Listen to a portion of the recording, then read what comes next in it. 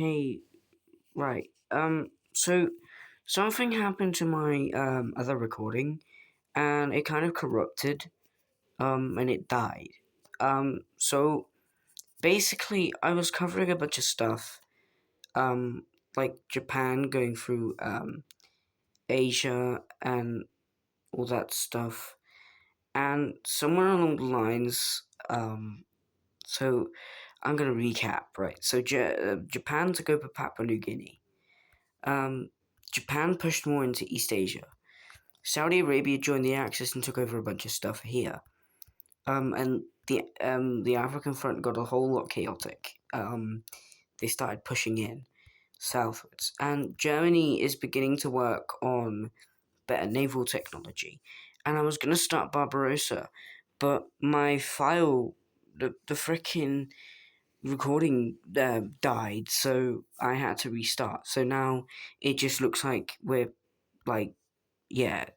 So this is part two of what if Germany won World War II, but my recording corrupted, so now we have a bunch of stuff. So I had to reset the entire map because I've done everything on the wrong layer. But without further ado, let's get into it. So, beginning with Barbarossa, we see German troops crossing the border. Now, this has been a long time coming, and of course, this is all of Germany's hatred towards the Bolsheviks and their people, unleashed in all its glory. Now, this is March of 1943, because we've had other events that happen that don't happen until later. So this is probably 1943.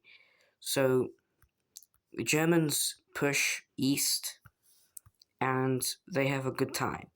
And they decide that they want to cut towards Stalingrad, which is kind of right here, I do believe. Now, meanwhile, the Germans will begin to push up towards Moscow. Now, it's here. Now, it's probably been about, what, 3 months since this happened? And we are going to see Turkish troops cross into the Caucasus. Now, these guys will eventually link up with these guys, and eventually they will kind of encircle this. Now, Stalingrad is under threat of being encircled, and it then gets encircled. Bro, what is happening? Today is not my day, man. But yeah, Stalingrad begins to get encircled and is eventually captured. Now, with this major key hub falling, this is kind of like opening the gateway to other opportunities. So, with with immense pressure on the Soviet Union, um, Moscow is, I think, captured. I think maybe I'm not sure. Meanwhile, in Africa, we see continued efforts to we see a we see Vichy France launching an attempt to um, kind of take Gabon, but I think there's cities here, so they kind of have to battle. So they try and go over here and encircle one of the cities, which works well, and they encircle both of them. Now, if they can capture this, they can capture Gabon. So, meanwhile, in other sorry, in other fronts, um, the Axis begin to push into Uganda and taking a bunch of stuff. Meanwhile, in Kenya practically capitulates.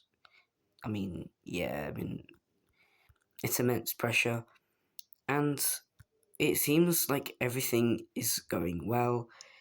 Um, but then, like, after they capture Rwanda and Burundi, some supply goes bad in um over here. Now, because of this, now the British and the Belgians have noticed that this area above this encirclement is kind of weak. So Um, the Belgians decide to act first, and they charge across the border with a bunch of troops. Meanwhile, Britain and France do the same thing, and eventually they break the encirclement, and now they are encircled. And to make matters worse, they even started getting pushed back in the Congo, which is the first real back that we actually see by the Allies. They also try and encircle the troops in Rwanda and Burundi, but that doesn't really work. So, meanwhile, we see the Italians, they go down the coast here and they capture Zanzibar and they start moving west. But meanwhile, on the way in India, um, the same thing happens here. Japan gets pushed back like quite a bit out of Bengal, and the British are now trying to make a spearhead, I guess, towards here, and they managed to capture this area. And with that, they finally begin to push back, and they've pushed them completely out of Burma.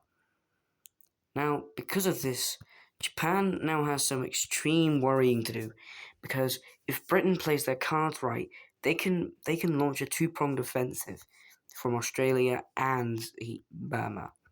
So Germany has to ramp up the invasion of the Soviet Union. So they decide that they are going to what? Okay. So they decide that they're going to invade one of the puppets here, and they invade Finland.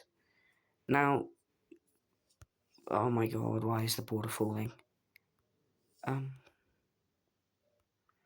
so Finland will quickly fall over to German occupation because Finland does not, they do not, they basically, we actually see them, um, we actually see them, leaving the Allies, and they actually are going to join on the side of the Axis, which, whoops, okay,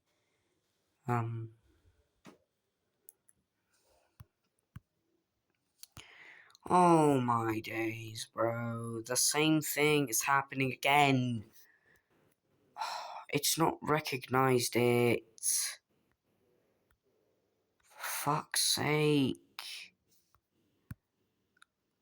Ah, there we go. Right. Right. Anyways, like I was saying, so, oh my god, they are fucking, I'm gonna crash out. I'm genuinely gonna crash out. Like, bro. Oh my god, bro. Are we being for real right now? What is this? Bro. Oh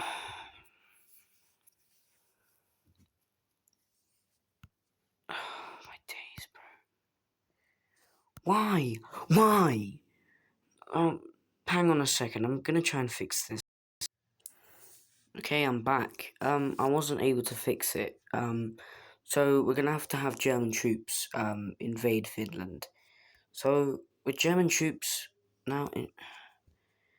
Why? What is wrong with you? Bro. Right. There. There we go. Right. Okay, right. So, with... What?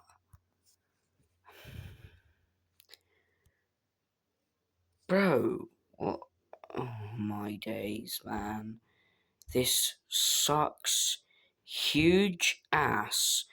I'm genuinely gonna crash out. Bro. Anyway, Leningrad is captured, and uh, mate, mate, like,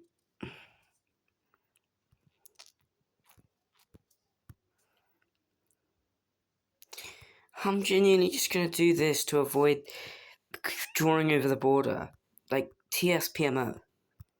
I swear, man, like, bro. Anyway, yeah, German troops will now continue to cross into Russia. Um, and it is here that, well, yeah, it's completely over for the Soviet Union. Seeing this, Japan decides to try and relaunch an offensive into India, and this somewhat works, but they kind of get stopped along the way because, like, the British are still here. But meanwhile, in Africa, um, they managed to break the encirclement over here, and they managed to capture this, but not without losing a lot of men, which kind of stalls this whole front. Meanwhile, in Rwanda, they see major success again, but not without again losing a bunch of troops, which could have been used to further invade Africa. Nonetheless, they're going to continue invading Tanzania until they capture it. Meanwhile, they're going to continue pushing into the Congo, but then they stop due to the fact that there's like barely anything here, and like, bro, like, you're just wasting manpower in the jungle, and that's kind of not really what you want to do. Meanwhile, back over in Europe, we continue to see German domination of Russia, and eventually, um, like, um, now Russia keeps fighting. They've relocated their capital. Um, where have they even relocated to? Um, Tanutuva. Yeah, they're gonna relocate their capital to Tanutuva. Bro. Anyway, so we continue to see German domination of Russia until they reach the Urals, which they're kind of wondering how are they going to get past that?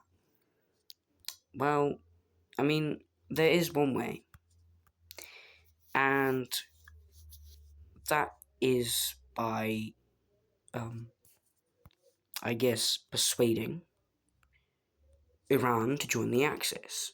Now, Iran is given a choice: join the Axis or be invaded. They choose to stay neutral. Um, in fact, we're going to give them their own side for this. This is diabolical. Um, so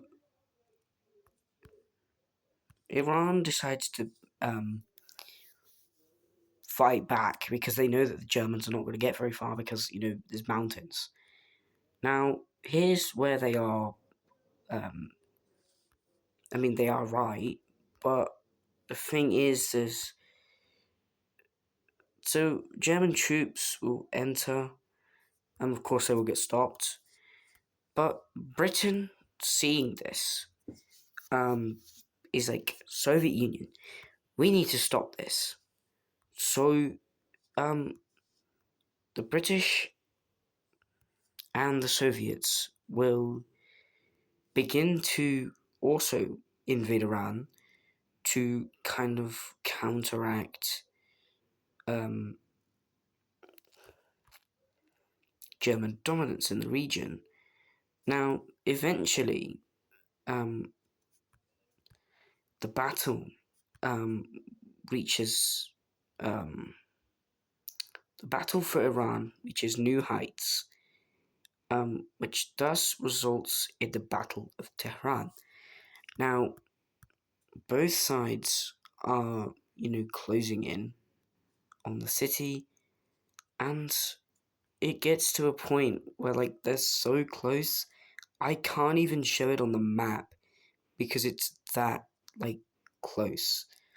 But in the resulting battle, German troops have decided to encircle the city, capture it, and now they're starting to push back. And it is here that we see the Persian campaign as deemed as one of the worst campaigns in the Allied, um, I guess, history. Now, eventually, um, the Soviets managed to make a defense over here, but well, oh yeah, right, wrong layer. Anyway, so the Soviets continue to get pummeled over here, and it is not pretty. And it is here that we begin to see the collapse of the Soviet Union. Now, I don't really have enough time to show the layers, but actually, I'm gonna be right back and I will show you the rebels in a second. Alright, so we're back and we have rebels in, um, you know, um, Kazakhstan. Well, not Kazakhstan. Well, I mean, it is. Actually, I don't think there's any land in Kaz. Well, oh, there probably is. Anyway, with this distraction, we see German troops begin to blitz through, Russia. Now, this is kind of like Siberia. So, like,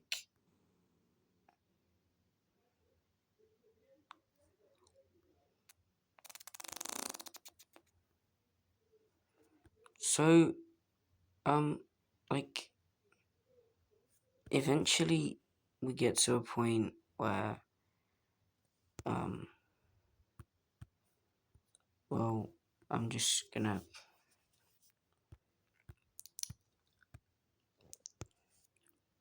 Well, actually, a more accurate representation of this would be to, um,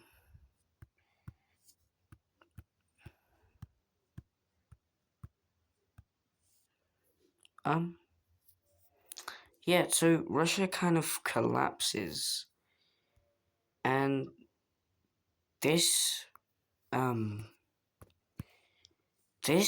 the fall of the Soviet Union is a surprise, to say the least, because the Soviets were the pride of, this alliance, and to see it collapse so easily, it it's frightening. And with this, we see that well, we see that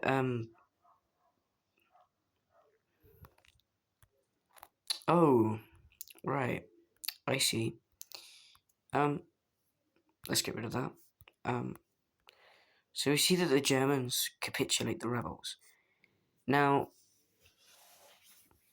realistically, the Soviet Union is still around, right? It's still in the east, right? But we're gonna say that it surrenders to Germany, right? Now, with this development, China, China, Japan decides to launch an invasion of former Soviet satellite states, and with the help of Germany, they actually crush all of it in China. Um, they even reach Kashmir, and they even push into Afghanistan. Now, pushing in from both sides on India, it's kind of clear what happens here. And with this, India collapses, and with it, the pride of the British Empire is gone. Now, with India gone, it feels like it's not real, but it is, and it has happened.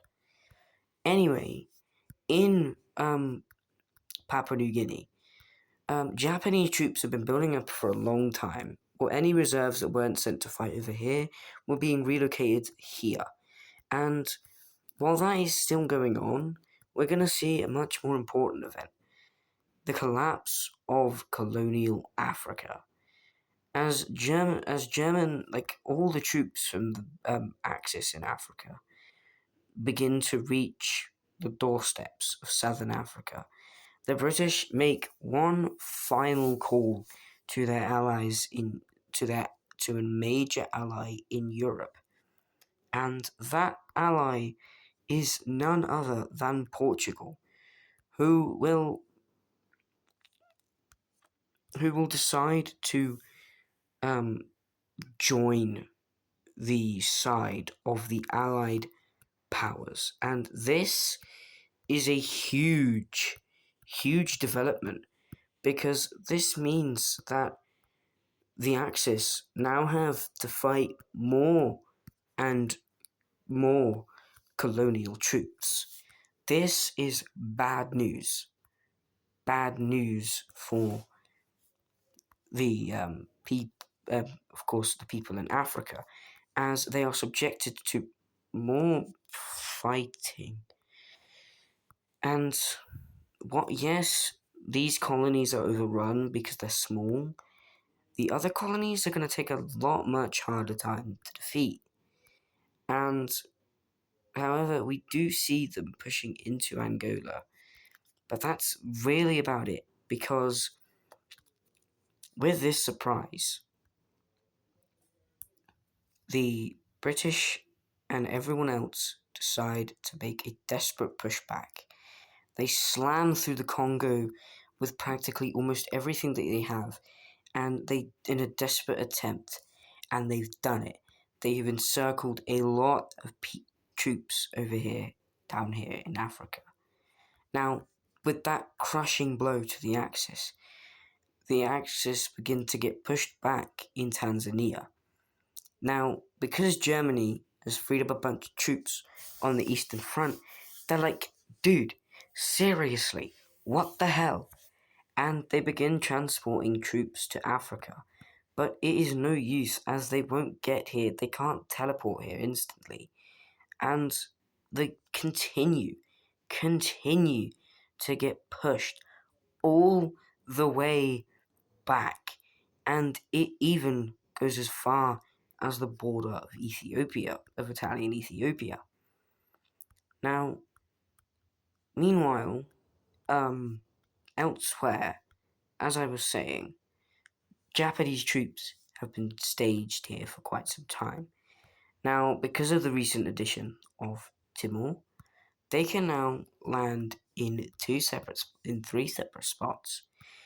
Now, towards the end of 1943, Japanese troops will begin to land on the coast of Australia, marking the beginning of the end for the colonial British Empire.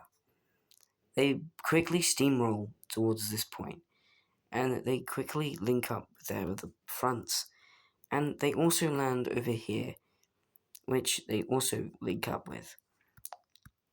Now, because most of Australia is desert, they're going to have a hard time pushing, but for now, they don't know that. But here's where things get interesting, because a lot of you may not know, but this is actually geography. But this northern region is actually heavy for monsoons, which would kind of be a catastrophe. And I'm not sure when they happen, but we're gonna say that one happens now, and this devastates the Japanese army, and it puts the battle on hold for several weeks. But meanwhile, over here, we begin to see um, the German troops arrive. As this over here has taken months, even though it doesn't seem like it that for us, it has been for them. And we see Tanzania get recaptured, and yeah, the Allies collapse. It's no surprise that the Allies have collapsed. And that's it. The war is over. The war is lost in the East. There is nothing they can do. And eventually, Australia falls to Japanese forces in the Far East as well, marking the end of an era. But there is one more thing to discuss, and that will be discussed in part 3 of this series. Yes, you heard me, part 3 of this series, because we will be going over the discussion of the invasion of America, because that has to happen. The Germans will not stop until they have defeated everyone and everything in their path. But we're gonna do one more thing though, and we're gonna say that the Allies completely collapse in Canada. Um, yeah, yeah, we're gonna say that that happens, and there's no more Allies. It's gone. They're gone, and we can do the treaty. But I'm gonna do that off camera. But I'm gonna end the episode here, and I will see you guys in part 3.